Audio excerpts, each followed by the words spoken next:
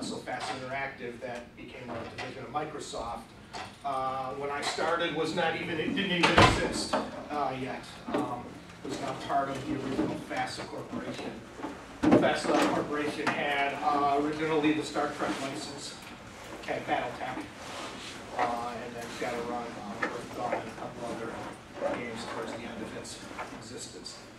FASA was actually bought by WizKids, and that's how I ended up out here.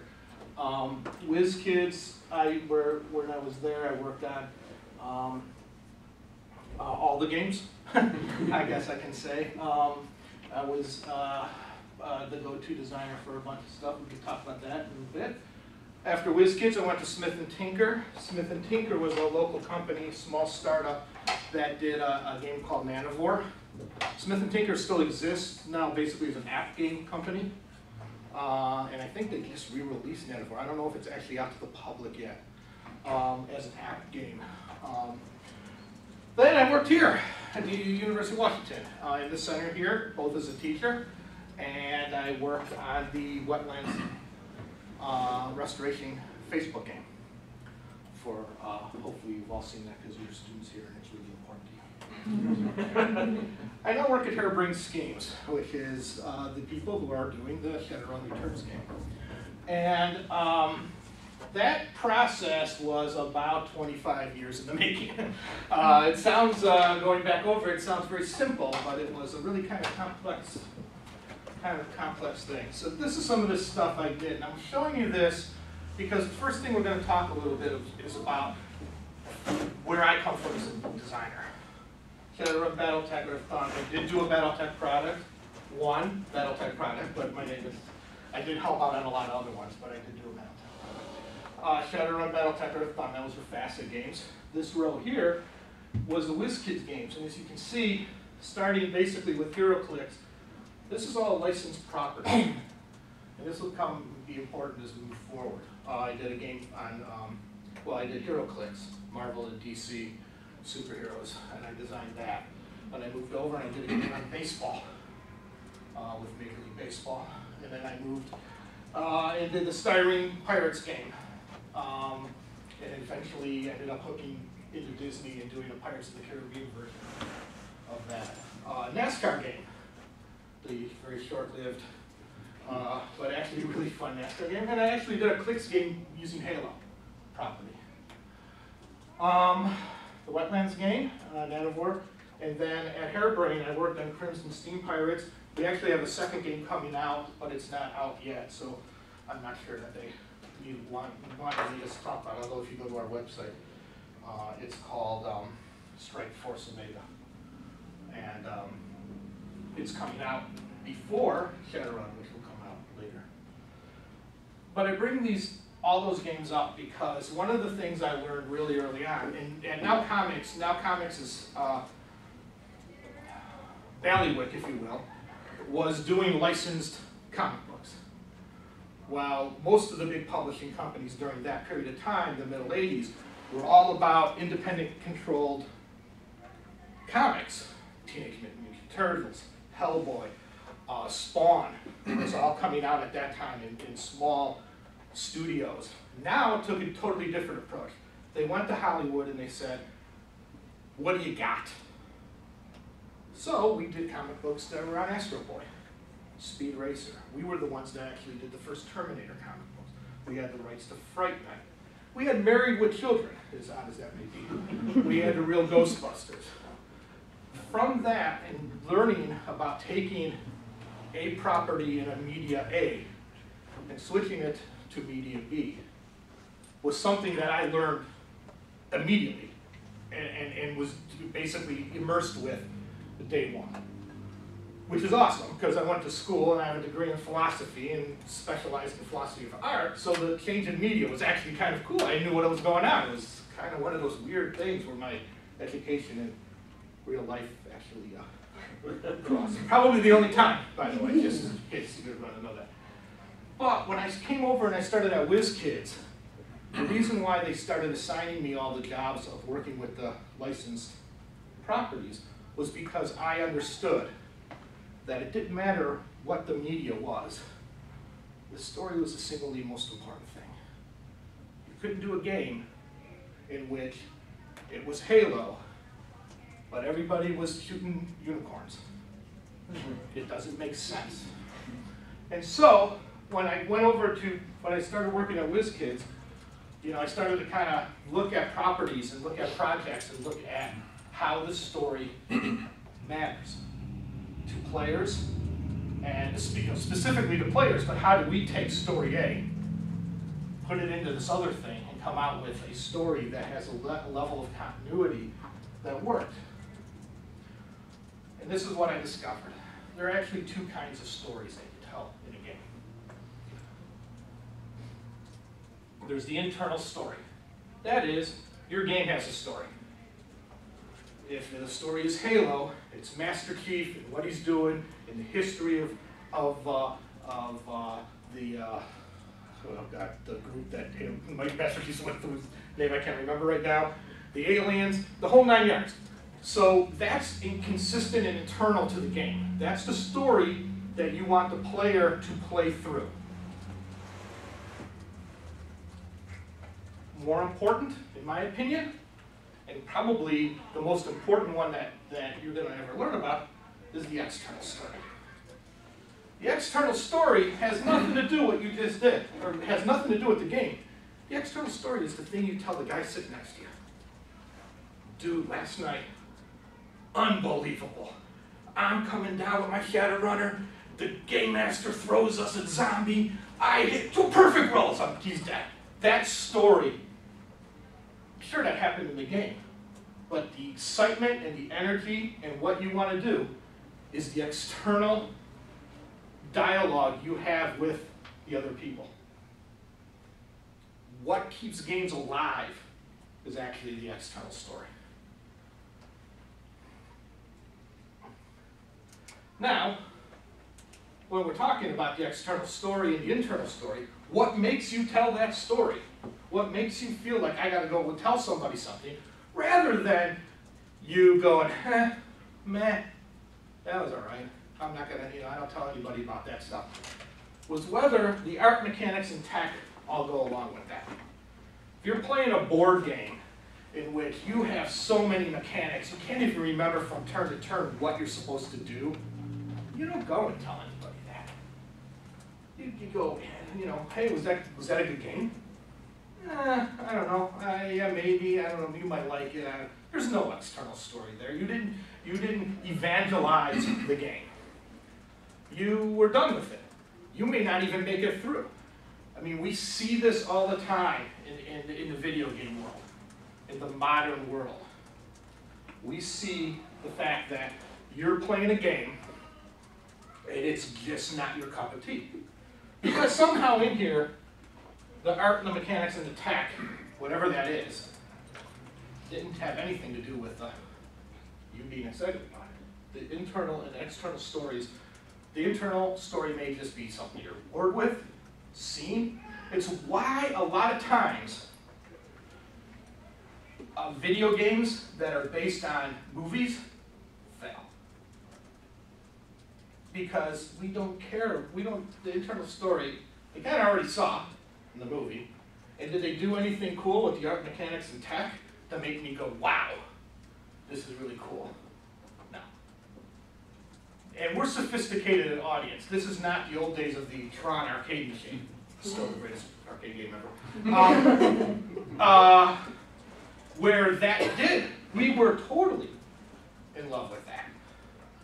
The goal of every game design, the goal of every game is to figure out a way to get you to tell a captivating internal story so that you are incentivized to go and tell an external story by really cool mechanics, really cool art. I mean, the first time I saw Assassin's Creed, I literally went and got my daughter up and said, come and look at me jump off this tower. And she's like, thanks, Dad. Really, seriously, couldn't wait till the morning. No, I'm playing now. You need to see this. That's what I'm talking about. That was total art and tech. It had nothing to do with the story, but it made me switch it to story. because I got immersed. Every game is #1 goal. Now, I'm sure if there's a marketing guy here, he'd say, is to make money. Mine, from a game design standpoint, is to say, I need to immerse the player. My #1 goal is to immerse the player. Now, I could tell the greatest story in the world, but if it just doesn't fit the tech, and I've been there, I've seen awesome tech fall flat in its face because the story wasn't any good. I've seen great story fall because the tech was either too complex, out of date, already behind the times. It's a diamond, if you will, of those 4 things coming together to immerse the player so that the external story, because otherwise we get you know, people get so upset with the product they don't want it anymore, and they don't want it again. And we live in a day in the video game world where sequels and studios have reps. And if you can't immerse them enough times, just like if you can't make enough good movies, you're done. You're out. I mean, today, I don't know how much of you guys follow the game industry biz, but 38 Studios, the studio owned by Mulvihill, belly up. Took 2 studios with him. Now, I don't know. I didn't actually play the game because I didn't even know how stuff was out, but I heard from people it just wasn't immersive enough. They didn't have enough of a good story behind it, and then, you know, they kept shoving it and shoving it down, and they kept buying studios to make it cooler, and it became a house of cards that collapsed on itself. So that's the first thing I want to say. Story. Every game designer should be singularly a storyteller. Now, there's going to be game designers who are tech guys, and there's going to be game designers who are artists, and that's cool. I'm not saying that but their art and their tech should be driven, #1, in my opinion, by the story that you're trying to tell. Making something so complex that it's an 8-year-old's game, but the controls and the manual dexterity and the way you access it is so difficult, somebody failed. You know. So,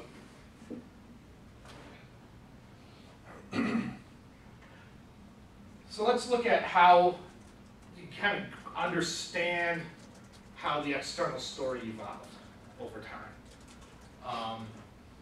I always like to use the story that we're a society that needs that social aspect. Yes, we all play games at home by ourselves. I understand that. But we need a social aspect to how we game. To how we do anything, really. I mean, bowling night in the 50s was not about bowling. It was about a night that people got together. Poker nights that, you know, Rudy Rose in the aughts in the late 90s and the beginning of 2000. Those were just, they were not about who's going on the world poker tour. They were about, let's get together with friends and play poker.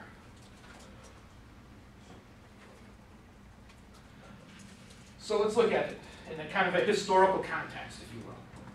The very first games we're all probably familiar with are the family board games. Now, the family board games, there's not a lot of external story there. The external story is what happens with the group of people at the table. Hey, let's trigger the mousetrap. Hey, Mr. Plum did it. Ha, I got you. Boom, you know, and it's a little circle of communication at the table of people excited about what just happened. There's hardly any internal story. I mean, really, there's 0 internal story. So the key driver, and the key driver for 50 years has been play a game with mom and dad, show them you can beat them, do a little happy dance. That's the external story. It's very small and very limited, but it's really important because 1, in some ways it teaches you how to tell the story, how to talk about your guy. I mean, even the pieces are, you know, generic. There's no personalization. You're not personalizing anything. You know, it's the reason why there are no special mechanics to be the shoe or the car in Monopoly, because that's totally irrelevant to the fact that you're trying to tell a story. They want you to tell a story. They want you to play it again and tell another story. Very simple. Arcade games. There's probably a handful of you in the room who remember when arcade games were the game. If you've seen the movie Tron, and I hope you all have, because the original movie Tron's awesome, that arcade, Flint's Arcade, were arcades. They were places where you went. And you went there because it was loud and bright, and the games were all over the map. And there was always a game you could feel good at, because really, when it's all said and done, it's about small circle bragging. Dude, check this out. My name, #1. You know, you may only be there for a half hour. It didn't matter. I mean, we didn't have cell phones where you could take a picture of it so you could, walk around with it and post it on Facebook or anything. But it was all about the score and small circle bragging. It's basically +1, if you will, from the family game. Because now it's your peers. Now it's the people you hang out with. And now it's not just them, but it's the fact that you walk away from the machine and I walk over there and I say, you just scored a high score. I gotta get that. I can get that. You know? And so the external story coming out of the arcades was like a +1 to family games. It was now a circle of bragging, a badge of honor, if you will. Now there's tabletop games. And I included minis in here as well, for the people who are big miniature players.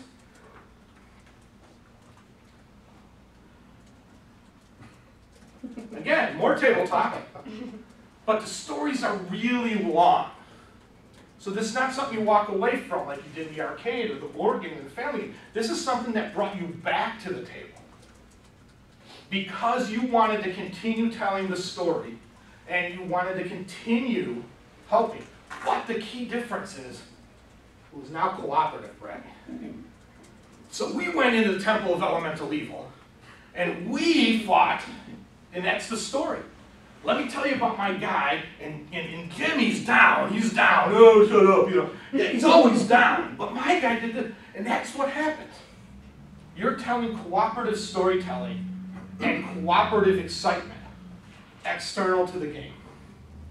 The game is cool and awesome and it had great stuff, but the cooperative bragging is totally a different mindset. In fact, it's again another +1 in the external storytelling that as a designer you strive for that.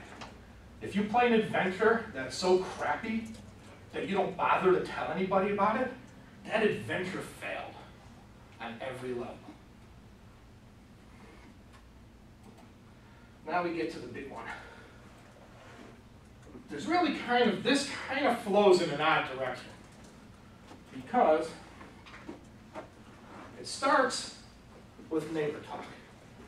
A lot, again, maybe only a handful of people in the room, were there at the beginning of console games. Console games were the bizarrest thing, because they really were just arcade games, except you played them at home.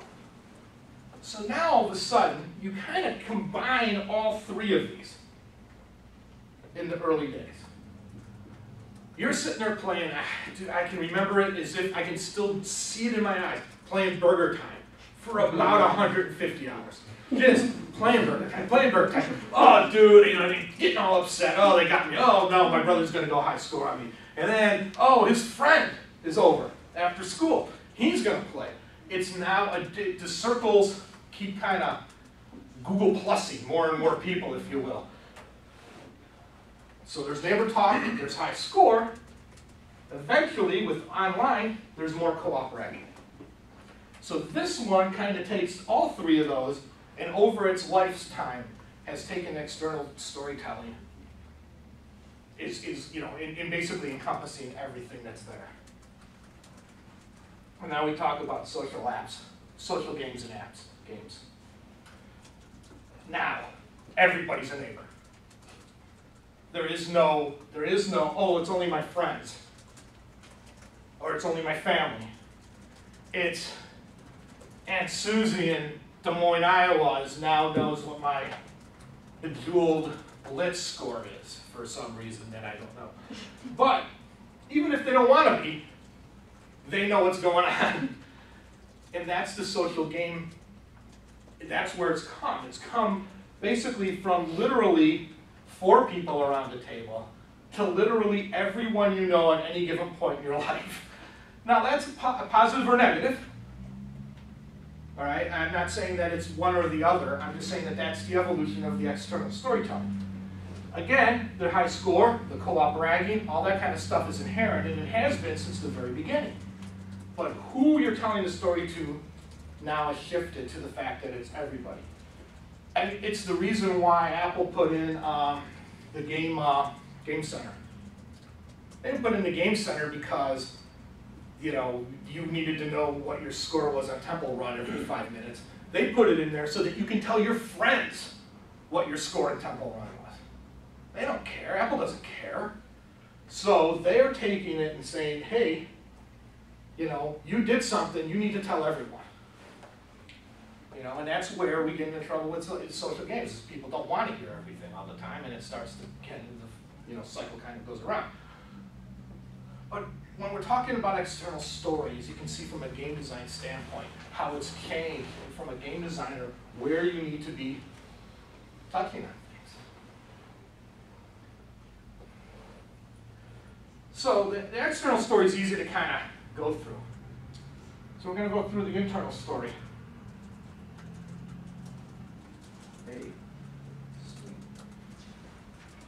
My daughter looked through my deck because she felt I wasn't good enough at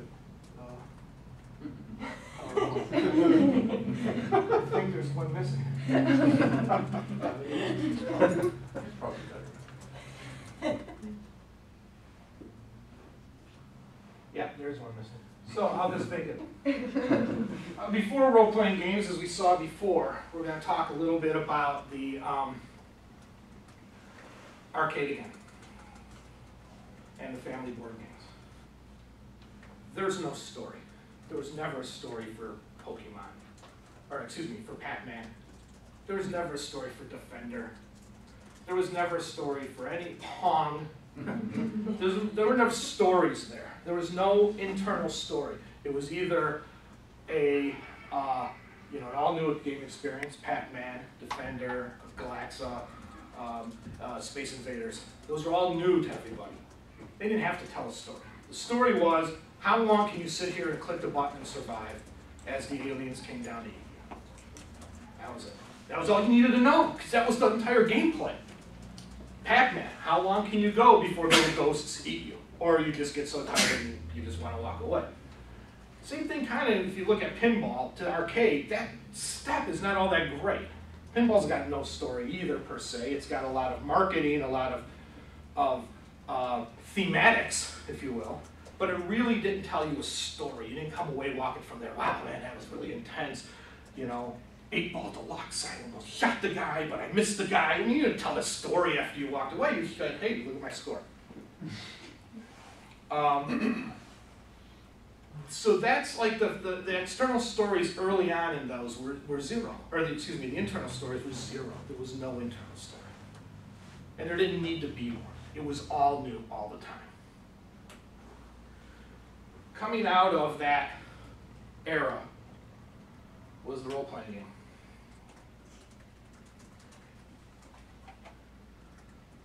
The rules are part of the story now. That's new. The rules weren't a part of the story. The rules were shoot the Space Invaders. Well, what's my motive behind shooting space? No, just shoot them. There's no motive behind anything. Just shoot the Space Invaders. The individualized character is the expression of the player. This change is almost epic, if you will, from a gameplay standpoint. Up until then, look at any game board that you've ever seen, any family board game, any early arcade game, and even modern arcade games, Bejeweled.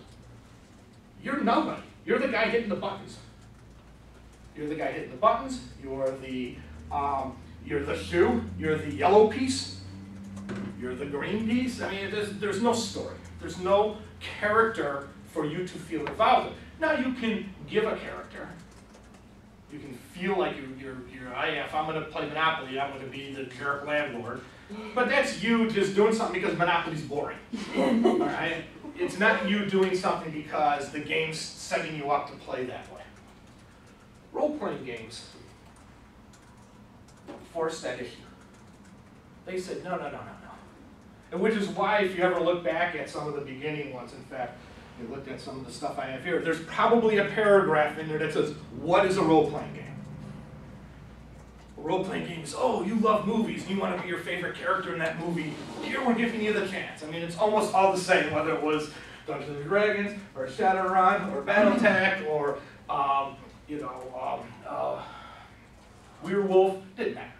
They all had some sort of opening paragraph that explained what a role-playing game was, because you had never, up until that point, manifested as a character in the game. So now, you have to support that front as a designer. You have to support the fact that you have a set of rules that a person integrates into the storytelling of the game. You have to have a set of characters that integrate into the story of the game. That, by default, I didn't even put it up there because it just goes without saying that you then have to have a setting that integrates the story of the game. And the story has no end, which means that you make a successful game, you're making that successful game for a really long time. 23 years later, Shadowrun is still going on. First edition. Second edition. Third edition. Fourth edition. And Shadowrun's slow. I mean, GURPS is, I think, what, 10th edition, 8th edition, or 9th edition? I think there's a new D&D every 2 Yeah, D&D's now going on 5. 5. And that doesn't include all the .5s that they did in between to trick you to say it's not really a new game, but it really is a new game. Shadowrun, at my book, I think, is nearly 400 pages. It's got 135 source books. I counted. It's got 50 novels. 23 years later, it's still going on, and it still has a fan following. It means you're in. Wizards of the Coast. Even before that. Battletech dwarfs this. When you make a story that's an internal story for a role-playing game, you're in. And now that's your work. From a game design standpoint, is how do I keep making my internal story exciting, interesting, new, different, but still kind of the same so no one freaks out, so that they will go and continuously tell the external story.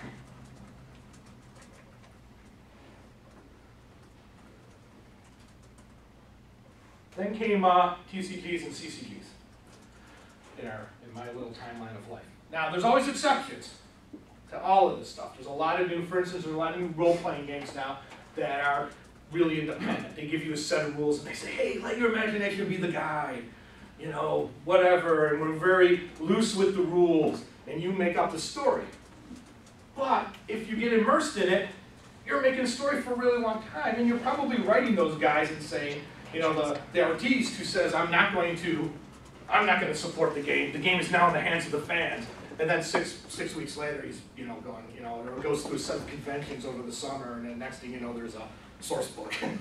It happens more than once, and sometimes it doesn't happen, but then people will get bored. It becomes a game that they do occasionally, not something that they're immersed in, something that they go, that was kind of cool, let's do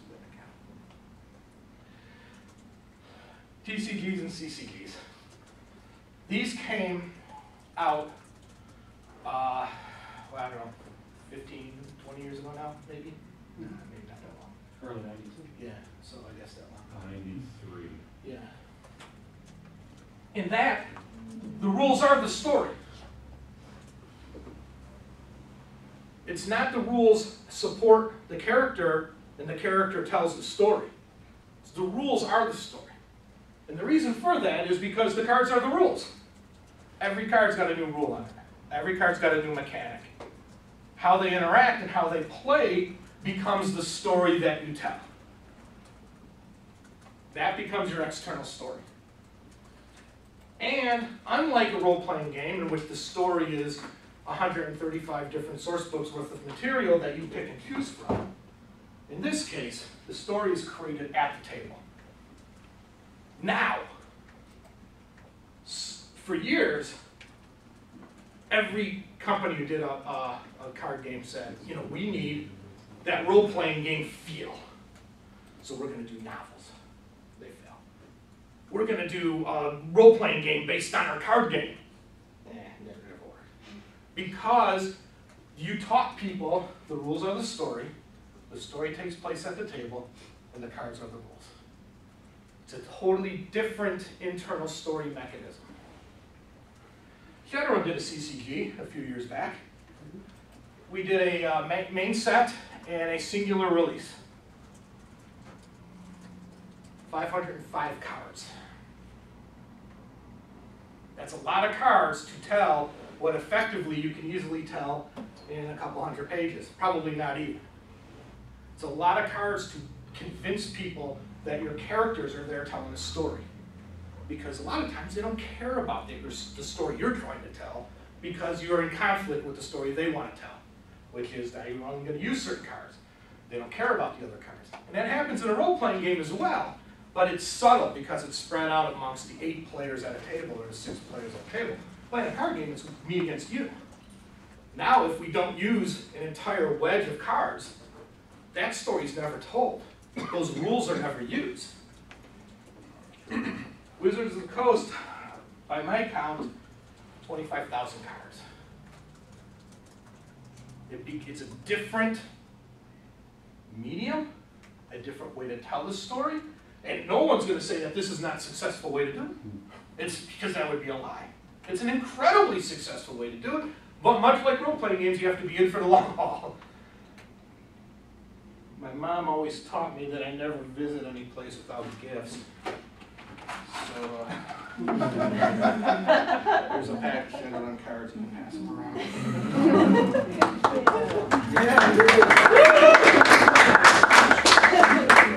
And I have a couple of starters, but I only grabbed 3, so you'll have to fight for them or play or something. A card game. A card game.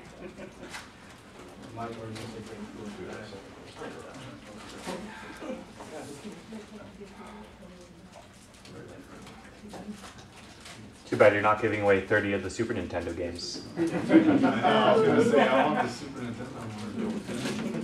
You probably do it, that's called Halo. A little bit later, counting on the collectible market, and depending on where you start your timeline, I started after card games because that's when I got involved in miniature games. Miniature games are actually around predating role-playing games. If you go back to the war games of the 50s and 60s, I had a boss. I mean, we'd all sit around and talk about how we're living in the glory days of gaming. Because we got role-playing games coming out every year, 3-4 new role-playing games, card games dropping out of the sky, you know, cool new board games coming in from Europe. And he'd say, no. The greatest period of time was pre-role-playing games, when Fire and Movement and, God, what's the second one? Top Flight, some other war magazine, and Avalon Hill, who made the original board game, war game stuff. The 2 magazines were 6-month magazines, so they came out every other month. They would actually package in an actual scenario for combat in every magazine. And then Avalon Hill would come out quarterly with its, you know, Tobruk, or, you know, Battle of Bataan, or, you know, whatever crazy, you know, historical battle game that they would come out to. And he's like, that was the glory days, because, you know, you get a new war game every month, and you play all these war scenarios, and we're just like looking at him like, what is wrong with you? First off, how did you even learn the rules fast enough to make it play a game in a month? You know, so there were miniature games and those kinds of games before this period. This is really kind of talking about the collectible miniature game model. And it kind of goes back and involves that other stuff as well. Miniature games are a combo of the RPG and the CCG. Because, as I just said, it's either a simulation or it's fantasy. I mean, that sounds ridiculous to state, because really those are the only two things. But if you look at it and say, okay, war game, war simulation, you know, that's one thing. Or it's a fantasy of whatever. Warhammer is, you know, the difference between Warhammer and Warhammer 40K. Or Iron Crown stuff, or not Iron Crown, Privateers. Presses War Machine. War Machine. So it does it because the story is told at the table of this singular conflict. But the characters have a history. It's told in multiple sources. It's told in novels. It's told in various kinds of source material. So it's kind of a crossbred, hybrid storytelling device. You're going to play a battle of Warhammer. So you got your crazy orc contraptions over here, and you got your human armies over here, and they're fully painted, and you're just going to start moving them all towards each other, and it's going to be this epic conflict. 16 hours later, it's over. And yet you can go and say, well, you know, what's the story behind my army? Well, they have a White Dwarf has a whole write-up this month about the, the orc units and the orc pieces and all that kind of stuff. Or if it's historical, you go, you know, what really happened at the Battle of Normandy? Because I just simulated that over a weekend with some friends. So their source material exists, but they leave it up to the player to care. It's a weird way to get you immersed, because they figure they're immersing you right off the bat with the cool miniature, the cool figure, the cool look and feel of the tableau. That's where they want you to come in. They don't want you coming in. You could come in through this stuff. I mean, it was where I did. You know, looking at the books. I was never a painter. I was never really all that interested. But man, those miniatures are gorgeous when they're fully painted.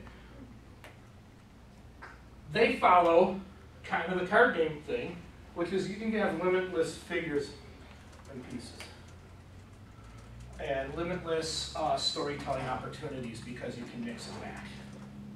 Because your battle doesn't have to have anything to do with the stuff that they've been writing about, much like a role-playing game. So they kind of walk this weird nether line between the two, gathering people who love role-playing and storytelling to tell their story, as well as the ones that are card game orientated, more singular battle.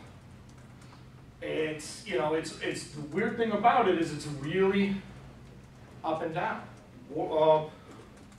Privateer is pretty much the last of the big U.S. full-out miniature companies that only do miniatures that I can think of off the top of my head. I'm sure I'm wrong. But of course, then there's Games Workshop, which is what they do. But the interesting thing is that as we talk about these bigger battles, and taking a note all the way from when I worked with in FASA on BattleTech, and realizing how do we squeeze that down? How do we make a quicker gameplay? How do we tell a better story with the pieces and the gameplay? You end up doing something like this. This is Hero Clips up here in the top. For all the people who are good Marvel Comics fans, this is a story that tells you all of War Machine. War Machine is the other armor for Iron Man, built by Tony Stark, blah, blah, blah, blah. We had to create a story that was compelling to the player using it, that said these numbers indicate, based on War Machine's powers, the story of War Machine. So we were like literally stripping out all the other stuff to say, when you pick up a singular figure and you start clicking through it and it looks like Batman, is that the Batman story? or a Batman story, because there's 1,000 versions of Batman. But you had to do that. We had to go and say, this is the Batman from the 50s. So he was not hyper strength, he didn't have all the gadgets, he was more of a Dick Tracy with a mask. Okay, well then we can't have him have monstrous strength with invulnerability and all this other stuff. We had to get stealth and all these other mechanics on that dial. So when a person picks that up, who's already immersed, excuse me, already immersed in the game, already immersed in the character and story because of an external source, we had to make sure that we were doing this. This goes all the way back to what I wanted to talk about at the beginning. The reason why I've gone through this whole story arc thing is that we didn't have to create this story, War Machine. People were already immersed in War Machine. They already read Marvel Comics. We had to figure out a way to tell a story of that character that made them feel good. That we knew what we were talking about, so our game, when they played it, they could talk about how cool it was to play these kinds of characters. More show and tell. Yay.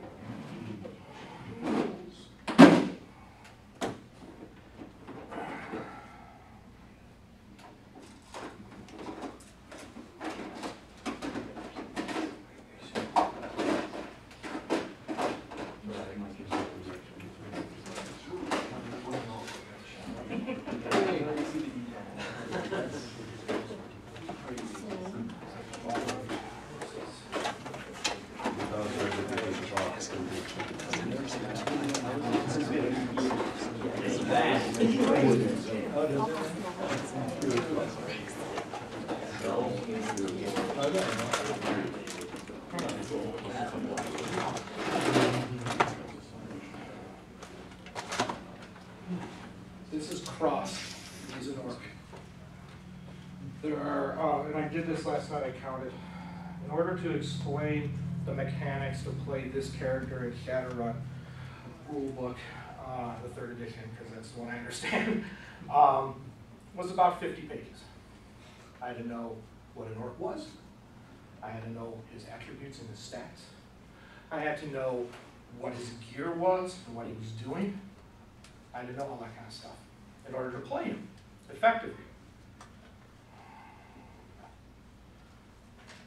Basically creating a Shadowrun version of HeroClix with larger figures.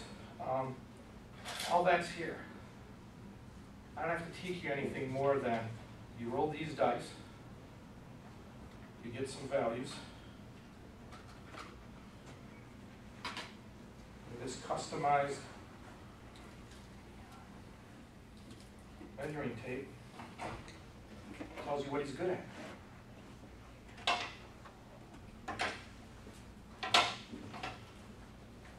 So you can do storytelling, internal and external, in radically different ways. And it's the game designer's job to figure out all those parameters. Now in this case here, the reason why you don't all know about Shadowrun Duels is because it didn't work. It didn't work for a lot of reasons. One was the action figure guy said, well, that's a toy, or that's a game, and the game guy said that's an action figure. And there's a whole other problem in basically stretching your tech and stretching your art and all that stuff that I talked about at the beginning, is that you may have a great idea that no one else wants to hear. But the goal was to constantly create a new story. I mean, the entire rules are right there on a sticker inside the case, which is a far cry from forcing somebody to read a 400-page rule book.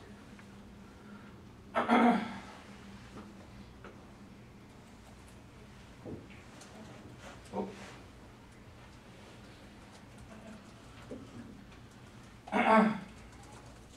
So I already went over it and I found it. I found the what I was missing. You guys can come up and take a look at this stuff too at the whenever you take a break. So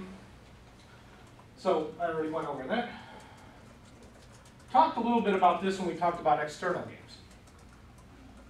But the early console and early PC games were effectively arcade games at home. So again, they didn't need to tell you a story. They really had no means to tell you a story, because they were still experimenting with form and tech and function, and you just had no room to tell anybody a story. Then the PC game got good, if you will. What they realized is the PC's got a lot of memory, and you could do stuff in it. Now they knew that before. If you ever played any MUDs or any Mushes or any of the text-based internet stuff that was popular, what else it called?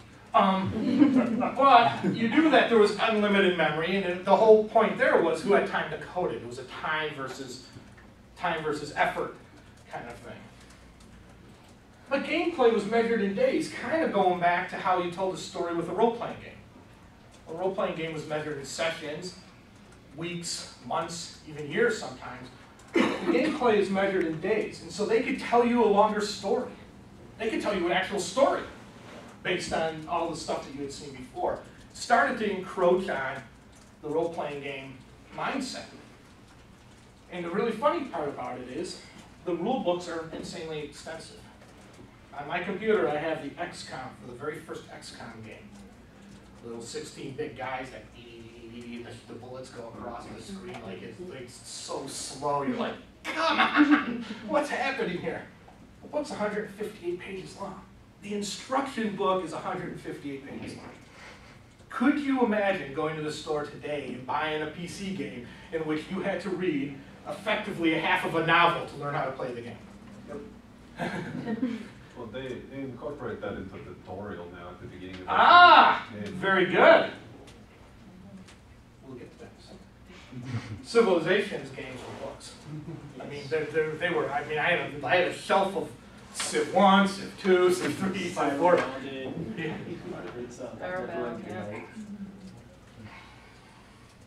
Boom! One screen ahead of me. What the consoles realized was, we don't have that, and we're gonna go up against the big players. We can't just keep making arcade games, because the computer, the PC industry was booming. The games were getting more elaborate. Civ, early Diablo, games were becoming real on the PC, and they had stories, and they were role playing, and you were doing stuff that they didn't think you could do. Well, the console said, we could do those kinds of things. How do we do that? Well, we put the story and the rules and the intro to everything in a tutorial.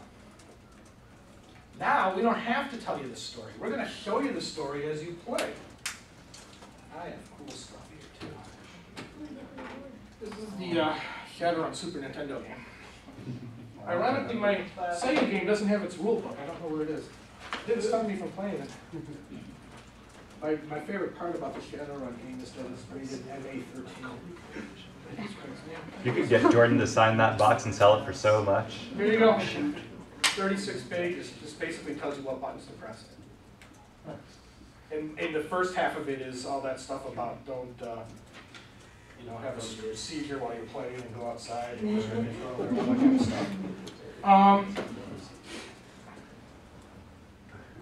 The story and the rules are integrated with the character, like an RPG. There's nearly no rule book. Some of them still do have some set of guide to tell you what buttons to press. Everything you need is in the game, which is like CCGs and minis. All the stuff that you need to play a console game from a story standpoint and a game mechanic standpoint is there. Now they have new stuff. Now they open up the world a little bit, and your console games and PC games are, every, 6 months on Kotaku, it'll say, our PC game's dead, because some new console game came out, Red Dead Redemption, or Grand Theft Auto, whatever, or Saints Row will come out, and there'll be a big thing about how that's taken over the PC game world, and it's dead. PCs are dead. And then a new PC game, the Dragon Age comes out. It's like, oh, well, maybe it's not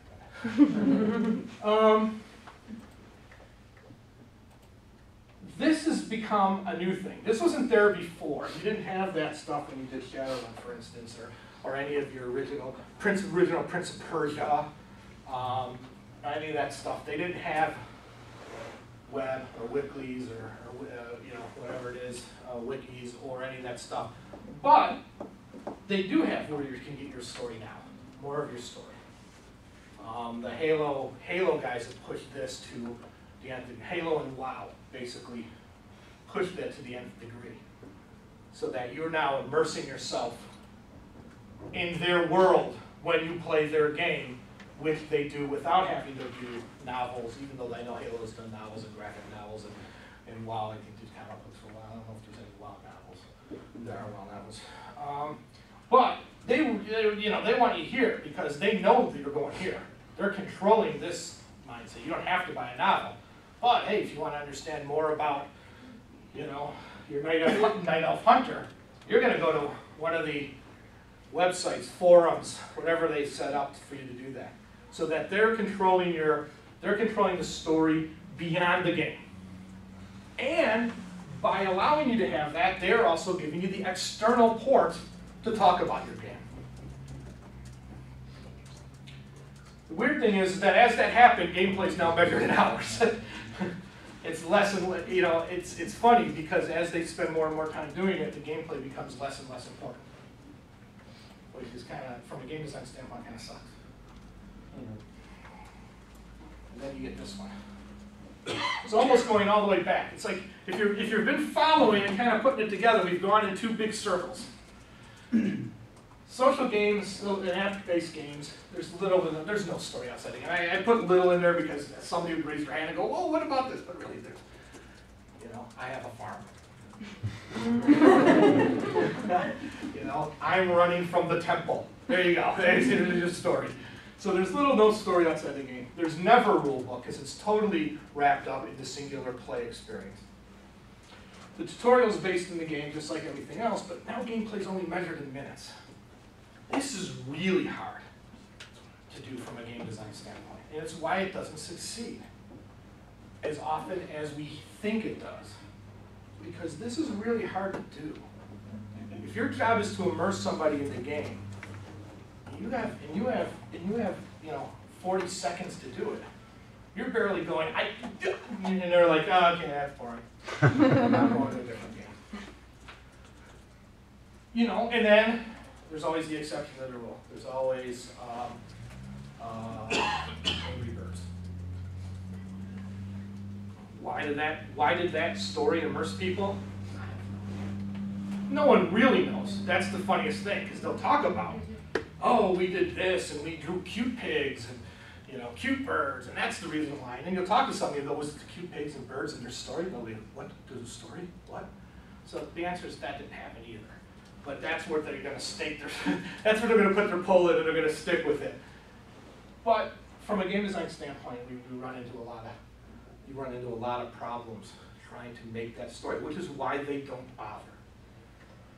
A lot of times, why you're building a farm. You're just building a farm. You know, you're building a city.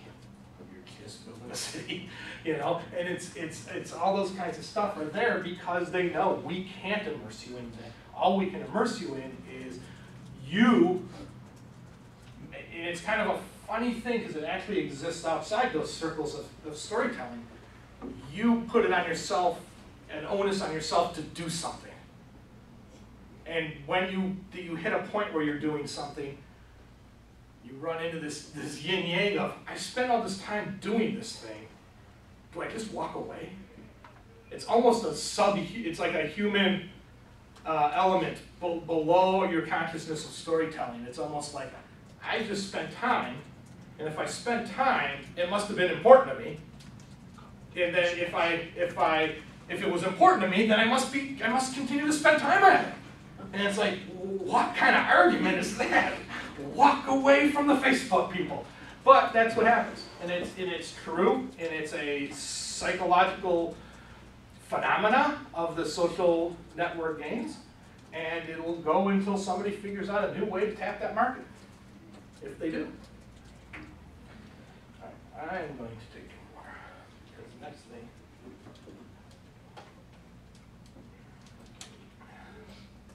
So I've done very little talking about Shadowrun. I've showed you some doodads and talked about it and some stuff. But when it's all said and done, why there's 5 editions of Shadowrun, or 4 editions of Shadowrun, excuse me, why there's 3 games or 4 games, and why we kept doing all kinds of crazy stuff with card games and all that stuff is because all the powers in the world in gaming, all the storytelling, and all the cool games you've ever played in your life, all the cool games that haven't been made yet, or all the cool games you read about. And it's not just games, it's movies, it's books, it's comic books, it's TV shows, wherever your fancy lies at a given point, nostalgia is what keeps it going. Game nostalgia is a powerful, powerful tool because it goes all the way back to how much does the internal story intrigue you. Let's look at Shadowrun. And for those of you who don't know what Shadowrun is, it's a dystopian future in which the Mayan calendar, ironically, triggered a, did not end the world, it did, it ended a world, but it ushered in a new world. And that new world included magic. So you have a dystopian cyberpunk future that includes elves and orcs and trolls with a cyberpunk overlay of guns and decking and computer hacking and anarchy. And then you layer that on top of that with the fact that it's not just magical races, but the ability to use spells. So as we were discussing this morning, one of the cool things about playing a mage is I throw a fireball, I whip the Uzi around, and I shoot you. That kind of mindset for Shadowrun, that was unheard of at the time it came out. People have done cyberpunk games, or cyberpunk I think was coming out at about the same time. But no one combined the cyberpunk and magic. There's a story behind that that involves nightmares in being in Japan, but that's all. But the fact of the matter is, that story intrigued people. Thank God it did, because the first edition rules were horrible. The first edition rules were written as a cyberpunk game. And as I said, Jordan Weissman was in Japan and was, I don't know what has happened. The word was he had a dream. He went to an imperial museum and he saw all these crazy dragons and food dog spirits and all this kind of stuff, and he had a dream. The dream was this kind of weird cyberpunk thing that used magic, had magic in it, literally called from when he woke up, which was like 3 o'clock in the morning, Chicago time at the time, woke up every designer, said, we gotta add magic to this game. The game was shipping like in 12 weeks or something like that. So they basically wrote a magic system, put it in the back of the book, and said, oh, and then there's magic. That stroke of genius, that lightning in a bottle, whatever you want to call it, was the basis for Shadowrun. We also did some other stuff, or they did some other stuff. I was not on Shadowrun 1. That was, and I'm going to say it, and there's going to be people who go, he's totally wrong. We did one rule book. Had the game master, the player, and the gear, the monsters, all in one book. In other words, if you look at a Wizards of the Coast product, you have 3 products that you have to buy to get that data. We had learned from BattleTech that if you're going to sell it at a table, you want everybody at the table to buy it. You don't want one person buying the Game Master book and one person buying the Player's Handbook and then another person buying this other the animal book. You wanted one guy, you wanted all 8 people to buy your book. And so we combined everything in that book. I don't know if we're the first. I think we're the first. I've actually tried to do some research on it and have done for a while. I don't know anybody else who came out with a single book that was a book, A lot of people came out with a box. And that had it in there. In fact, D&D did. We were just talking today about the blue box and the red box and the green box and all that kind of stuff that came out. That was the very first thing. But I think Shadowrun was the first one to come out with a book. The other thing that Shadowrun did that immersed you immediately in its internal story, which goes to the second point. And that was, our setting was here and now. It wasn't far-off Fantasyland A, or far-off Fantasyland B, or dystopian future, or dystopian past, or anything. It was Seattle. Actually, Seattle was, in fact, the false site for Shadowrun. It was a place where if you lived in Des Moines, Iowa, you could run Shadowruns in Des Moines, Iowa. You would just use all the local things that you know, the local haunts, and the fact that there's that weird building out in the edge of town that no one really knows what research is going in there, and you turn that into some sort of dark laboratory where they're, you know, doing genetic manipulations, and you do Shadowruns. You could do it where you lived at any given time. Now we did the world building, and we said here's where the world is, but we gave you the right to do it anywhere you want. How much did the internal story intrigue you? It intrigued people a lot. How much does the external excited you? It excited people a lot because they were telling new stories. This is not a story about my fantasy guy and my other fantasy guy. This is a story in which we have fantasy elements and real world elements and a dystopian future in my hometown. That's huge, those two things. We generated a lot, and still do, generate a lot of gay nostalgia from that.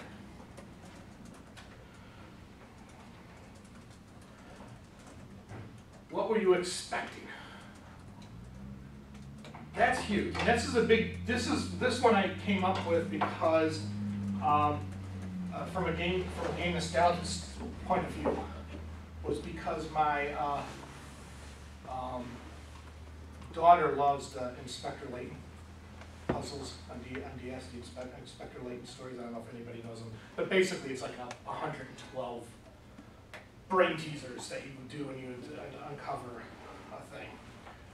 Well, we got her the rest of them for her birthday, and I asked her, I said, why? She was so excited. And I'm like, but she wasn't playing it. And I'm like, oh man, did something happen? She's like, I'm afraid it's going to be bad.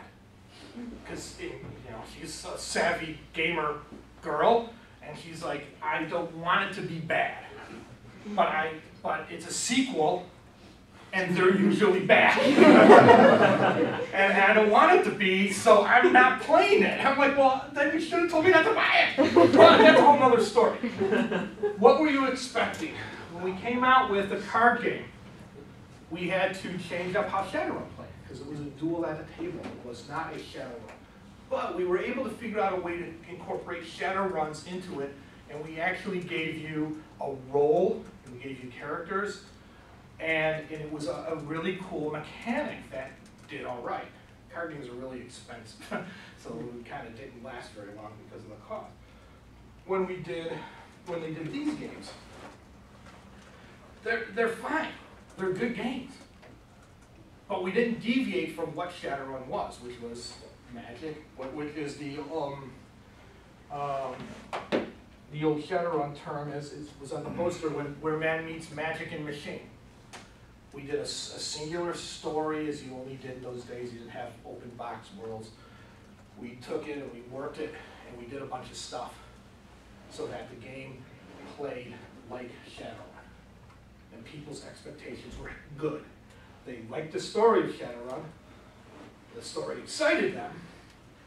And their expectation was, is this going to be like Shadowrun? And it was. Same thing with duels.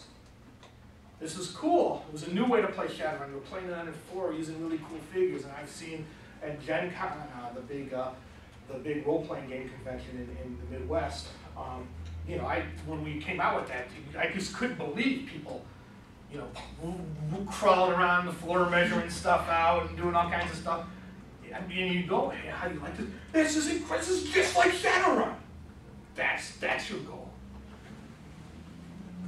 When we did those games, Major League Baseball, Dad, this is just like playing baseball. It's like a personal version of a baseball game. I mean, that was one of my proudest games that I ever designed, was the baseball game, because baseball already existed. I had to make the story for a new set of kids to play with their adults, their parents, who were not going to want to play MLB Showdown on an Xbox. It was really hard, and we succeeded. So that's the expectation. What were you expecting? In conjunction was, is it the story that intrigued you and the excitement you have about that story? Is that what you were expecting? What did you receive and how? Now, one of the things I had a big argument with somebody when I was talking about this. They were like, well, you're totally discounting, age. Our nostalgia is always in the past, so you got to talk about the game they first played when they were 9 or 13, or their very first Xbox game, or their very first PS3 game, or whatever it is. And I'm like, but that's not important, because I can play a game now, and in a year ago, I'm going to go crack that baby open again. That was a cool game. I like that game. Happens a lot more maybe with me now with board games. That I go, I like that game. I had a really good thing. I talked about it with my friends for a couple days. It wasn't what I was expecting, or it was, because it was by designers I know and trust. And I received it. And how I received it, I just sat down and played. It was great. And I played the games 8 months ago. Pandemic, I played for the first time 2 years ago. I will play Pandemic right now tonight with anybody who wants to play, because I just think that game is awesome. It's total game nostalgia, because I may have lost every game I played. It may not even be a good game, but the games I played were really cool and fun. Which brings us to this game. Oh, Halo. I actually just found this. I had a copy a long time ago. I don't know where it is, but I was just at GameStop, and I'm like, $5, sweet! So I picked it up. Everything I just said here made this game fail. Now, I need to stress a couple things. One, game's not bad. The game is actually really good. Just like that. Exactly, just like that. But they put Shadowrun on it. It's not, there's no internal story. They kind of threw some stuff against the wall and saw that it's stuck. There's no external story to excite you. No one was talking about the game except to say, it's nothing what I was expecting. This is not a Shadowrun game. This is Halo with a couple of things that look like orcs. Yeah, new skin. Yeah. This was not how I wanted to receive this. This was horrible. Just take the word Shadowrun off this, and this is a big seller. Put the word Shadowrun on it, and it basically nearly closed the studio. It is the game nostalgia of what Shadowrun meant to people. Because of the history that had already been established, causes the expectation and the receiving, and how you receive it, to be bigger pills. Or super exciting pills. That brings us to this.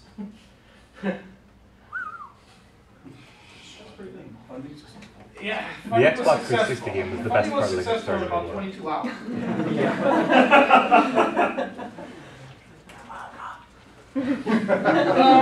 Yeah, when are we going to get our dog tags, by the way? Oh, don't make me come back there. I said that, but don't make me come back there. We set a goal of $400,000 because we didn't know how much Shadowrun nostalgia was out there.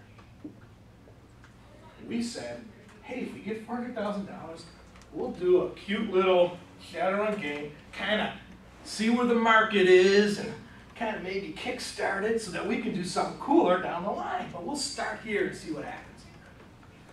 22 hours later, we're all like going, oh my God, oh my God, oh my God, oh my God, oh my God. Because we hit 400,000. And then it kept going up. And it kept going up. And we kept getting emails about how I played the Sega game, I still have a Sega only to play Sega Shadowrun. Yeah, I love the Super Nintendo, Jack's, whatever his name is, Jake, I can't remember Jake's name. Jake's my favorite character. It's been my avatar since, you know, I was born. Of course, he was born in like, you know, 1998, so it's not like it was, you know, taking a lot of stock in that, but hey, what the hell? All of a sudden, we now have the pressure of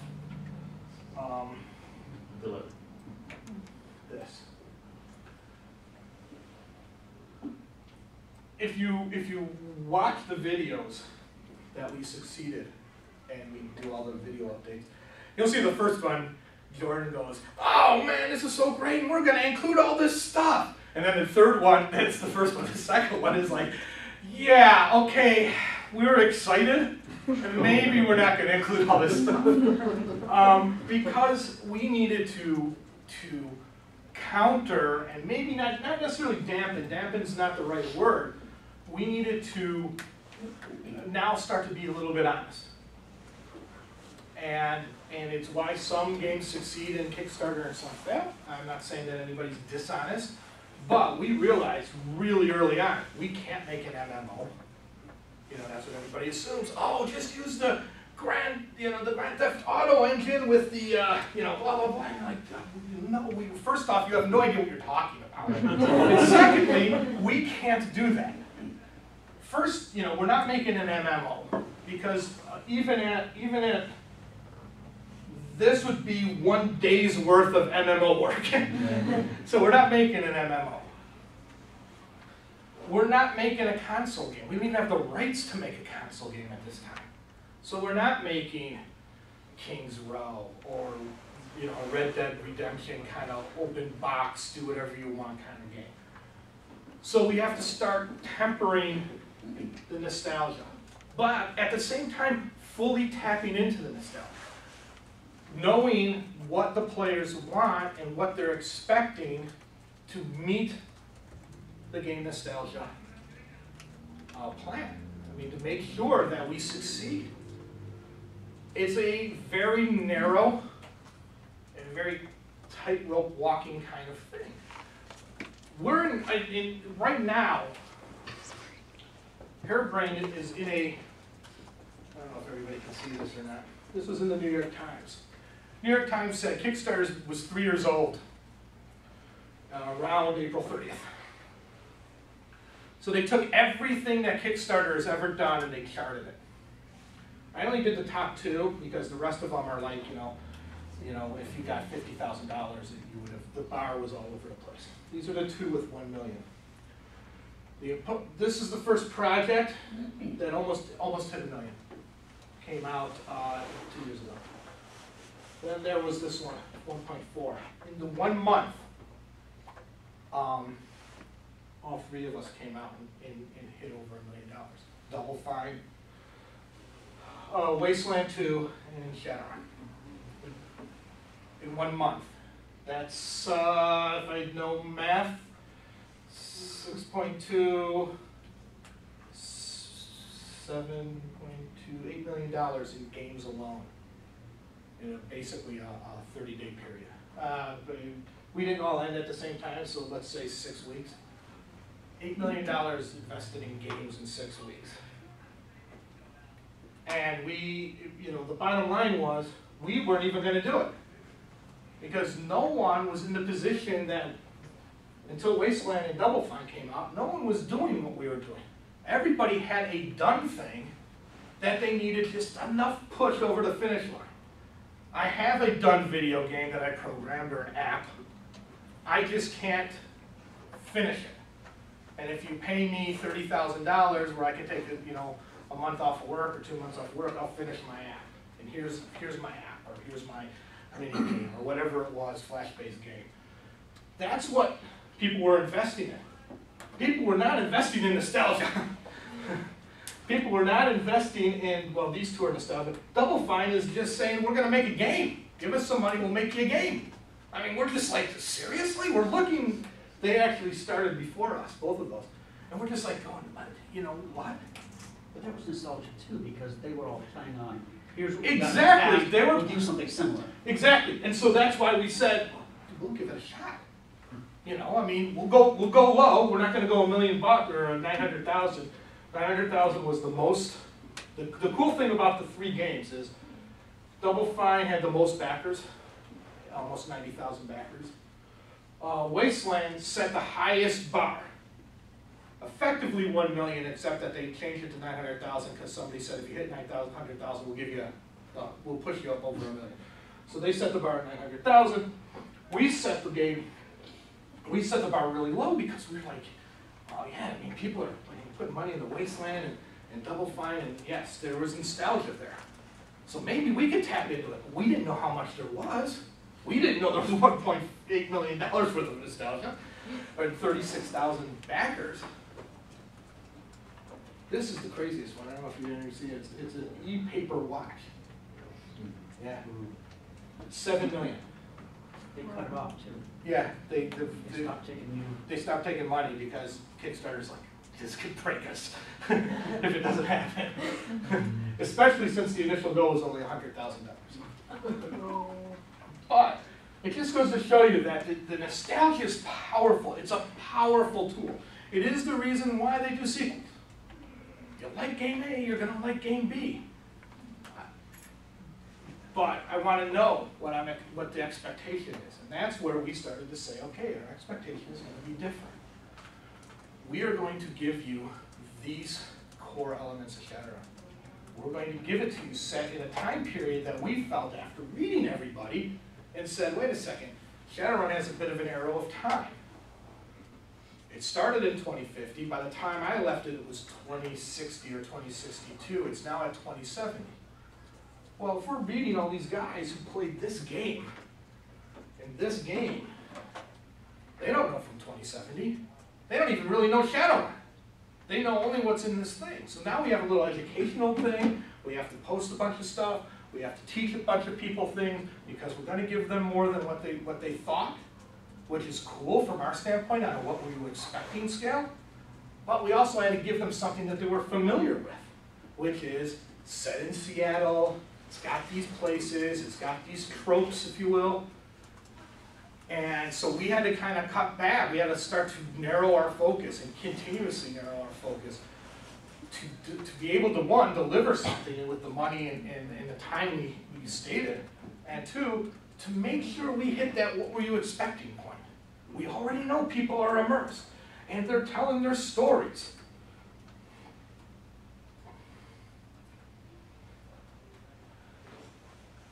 You know, we have the uniqueness of setting. You know, we embrace the shadows, and you talk about that.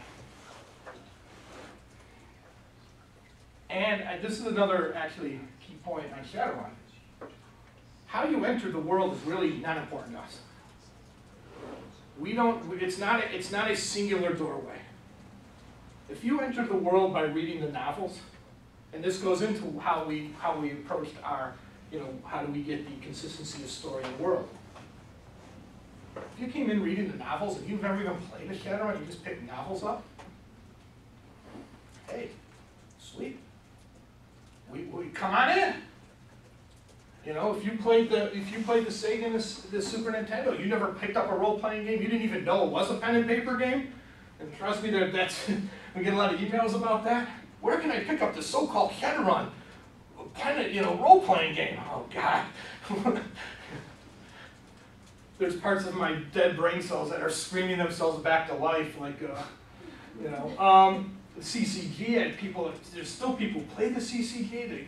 It's just crazy. We don't care.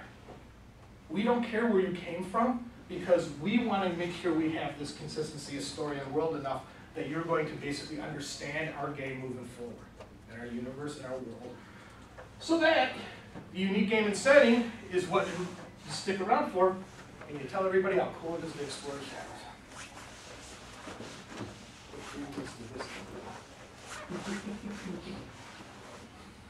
I'm collecting tonight because my speaking fee is obviously $10,000 a day. This was our top reward. It was kind of a joke. 3 people paid us that much money for me to come to game. I don't even know the people. I know I'm going to Austin, somewhere in San Francisco, Silicon Valley, and I'm going home. I'm going to Chicago. I don't know who it is. I thought it was I called my brother. No, I called one of my old gaming groups. I'm like, "Did you guys do this?" They're like, "What, are you nuts? I never paid for you to come and game with us." I'm like, "All right, that sounds like my group, so that's a better." But this was put up because we went, well, you know, let's see if the game nostalgia of playing a game is powerful enough to get somebody to invest. Now, granted, we already know that there's always somebody who wants to be top. I want to be the guy who gave $10,000 to Shadowrun. You know, look at me, I'm a hero. You know, there's always those guys, and I assume some of them are. But the fact that none of them have gone out and said, "Hey, I'm the guy who gave $10,000 to Shadowrun, I'm a big hero," freaks me out a little bit. But it's the fact that we did it because we wanted to see. You know, you're going to play a pen and paper game. One of the guys says he's never had. You know, he just thinks it's kind of cool to try it. For $10,000, I can think of other things I would try than playing Shadowrun with me, of all people. Let him. Yeah, exactly. Let him do it. Yes, sir. I'll bring snacks. But when it's all said and done, this tells you more about the nostalgia than anything else. We started as a role-playing game, and people still remember that. Whether they're playing the Sega game, or the Super Nintendo, or 4th edition, or 2nd edition, doesn't matter to them. They're remembering the game nostalgia of Shadowrun, and that we did something right 20 some odd years ago, because they're still remembering and wanting to talk about it and willing to pay to play.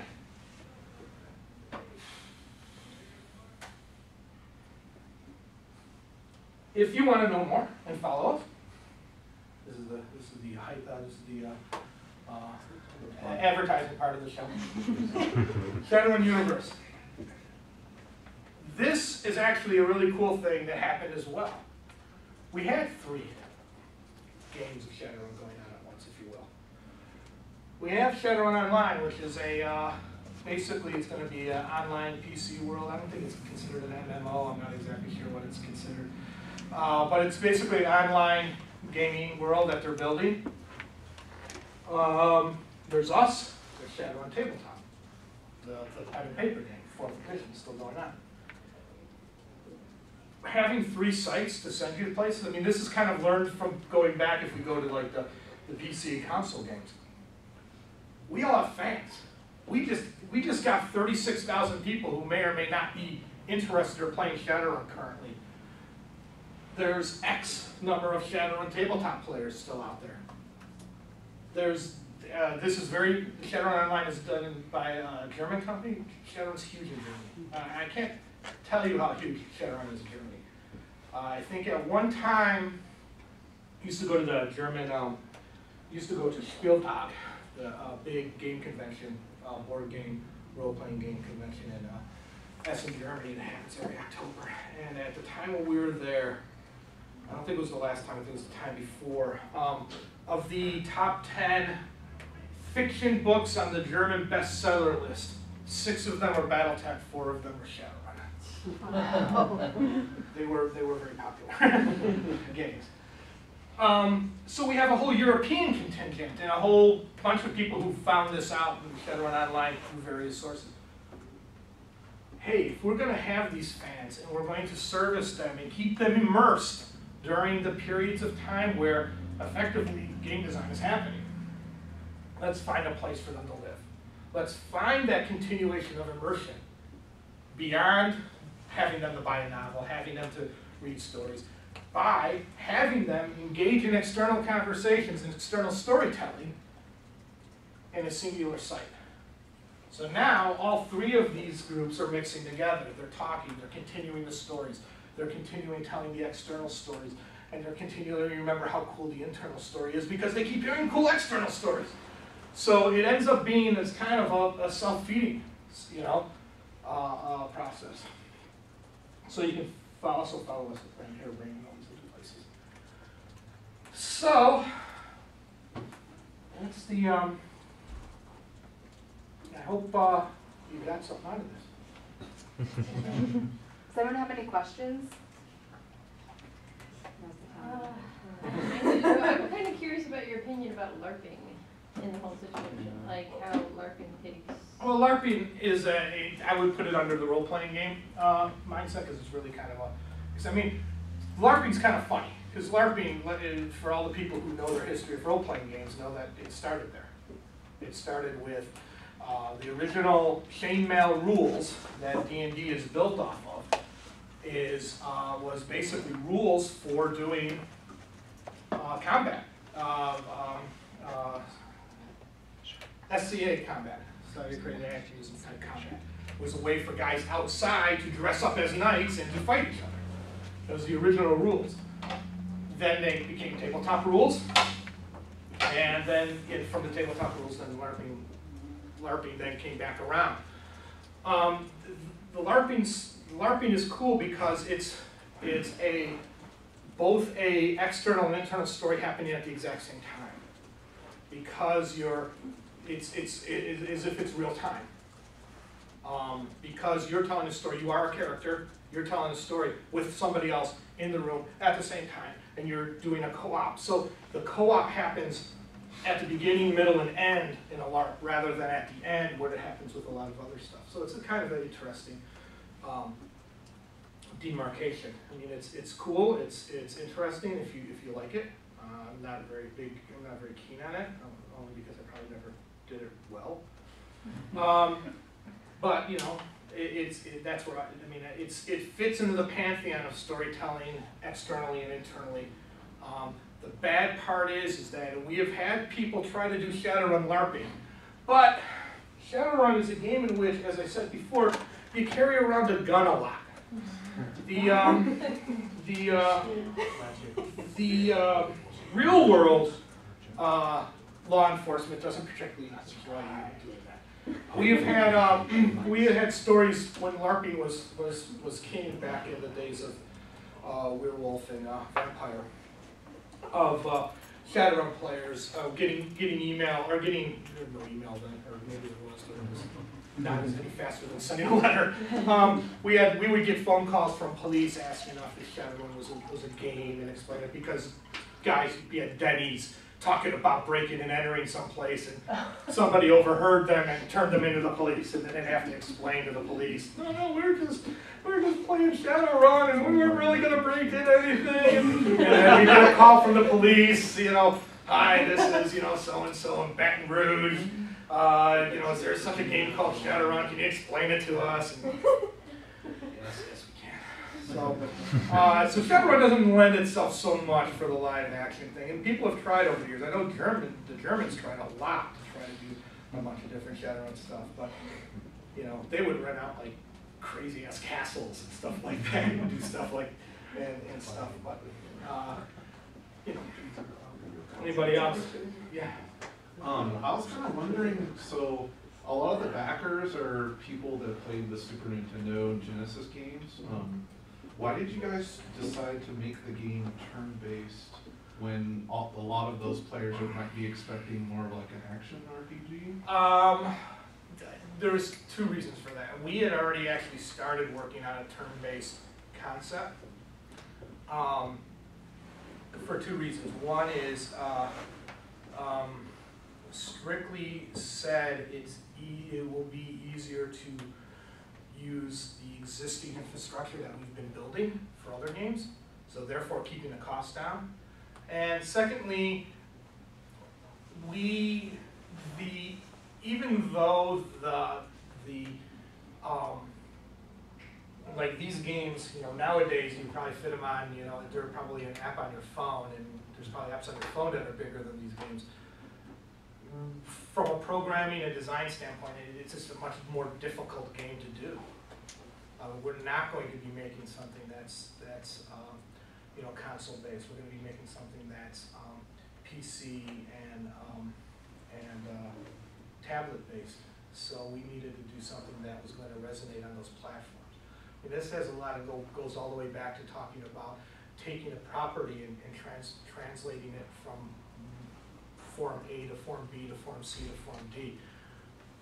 Our license calls for tablet, and then we were able, because of some pretty stern negotiations, get it to also be PC based. But it needs to live in that tablet format first. And yes, there's really cool stuff that people are doing on tablet-based gaming. we're trying not to overreach our bounds.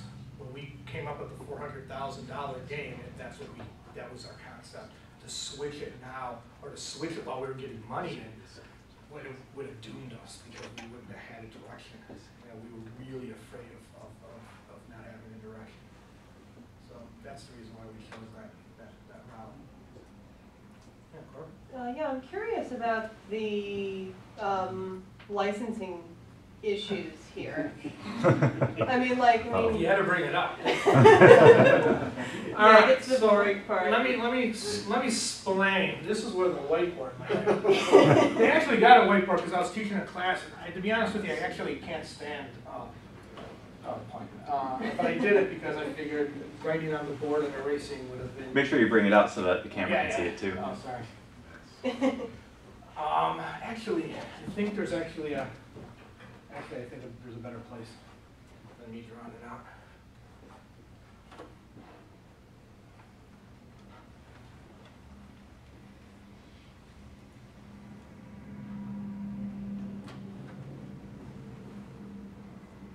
Oh, your mouse went over onto the TV. Just keep moving to the left. Just keep moving to the left. Oh, I see it.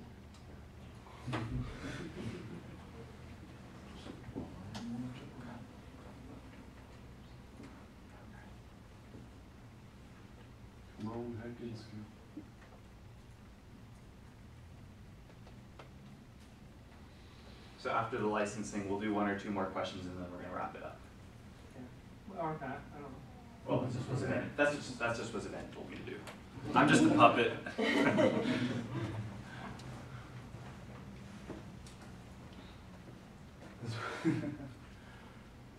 All right. So Jordan came up with, Fast Corporation came up with Shadowrun. This is Jordan West. As I said, at Fast Corporation, everything was owned by one company.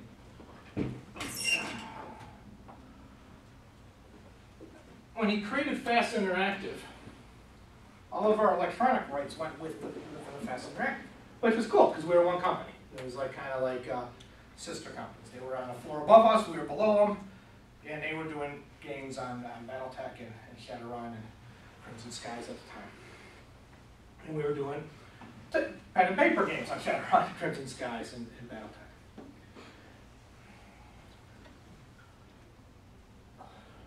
Fast Interactive, in Virtual World, which is, I don't know why they're separate here, but I'm sure there's a reason why you aren't separated. In Virtual World was a subset of, it's kind of a third company in that, the three company pantheon between these three.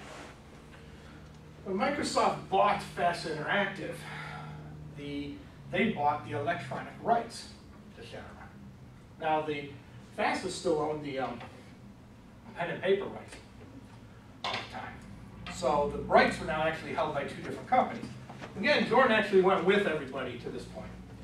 And so everything was fine. He still was able to oversee both properties even though they were in two different places.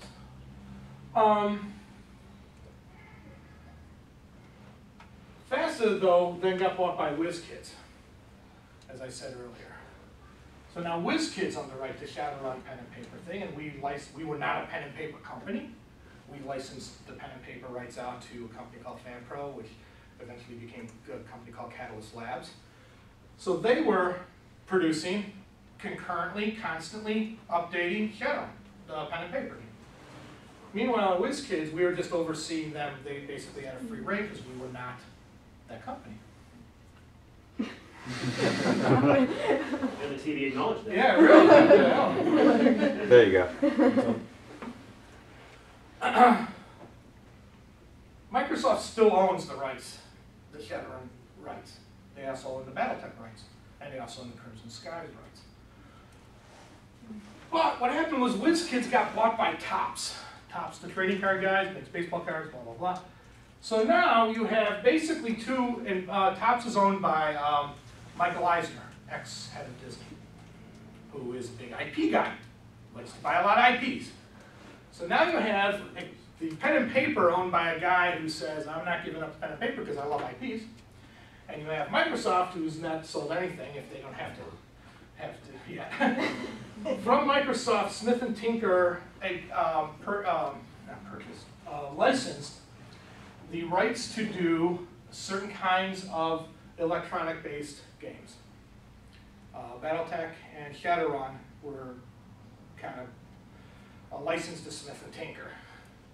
Well, when Smith & Tinker went down to just basically be an app-based company, they had no means to do any of that stuff. So, Harebrained Schemes came in and said, well, we can't afford to buy the license outright from you guys because you have all electronic gaming rights, and we can't do anything with all the electronic gaming rights.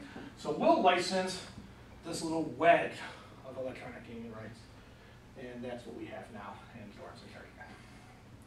So right now, as it stands, Microsoft, not Game Studios, but Microsoft, maybe it's Game Studios, I don't know, owns is the holder of the Shadowrun, and for in case you care, Battletech, Crimson Skies, electronic rights.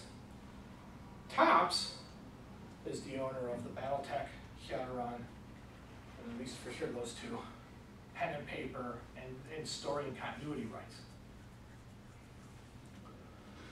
So if there was a movie being made, it goes through Topps.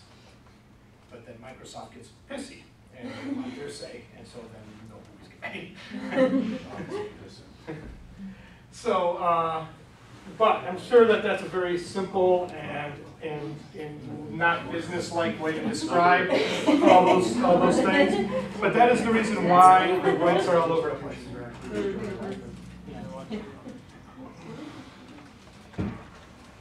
Anybody else? Yeah. Besides being really proficient with the internal and external story, what advice, where do you see students taking up the charge for future generations within the industry? That's tough. And it's tough because, I should say tough. It's tough for me.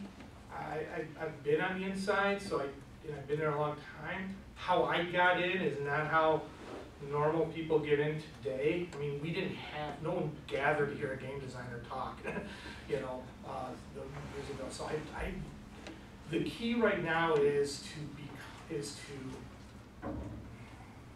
well, there's really kind of two or three ways, really. One is to do games. I mean, to try to make games, whether you're a programmer, whether you're an artist, team up with people. 90% of the apps out there are basically 3 people doing an app and just trying to see. Scott Burfield just sat in there one day and he programmed a slot machine app just to see if he can do it. Now he's got like 2 or 3 of them in Apple Store. He makes like 18 cents a month on it or something crazy like that. He's got ads in there. He just teamed up with an ad thing. But he did it just to see the process. I'm not saying that he's not going to retire on that, but it allowed him to do stuff and try it out. I mean, that is the genius of the modern app way. 2 or 3 people can do an app.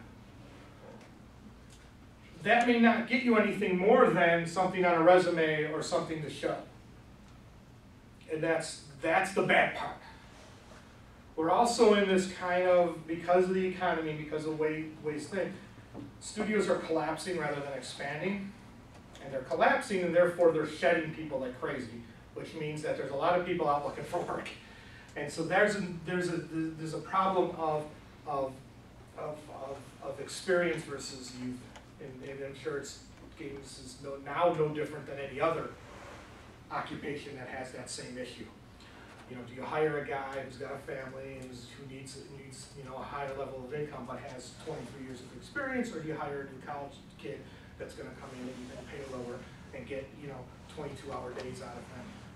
It's a trade-off, and But the fact of the matter is that really the way to go about it is to play games, design games, look at games, like games, read about games, play them, go online and talk about them, write about them, everything.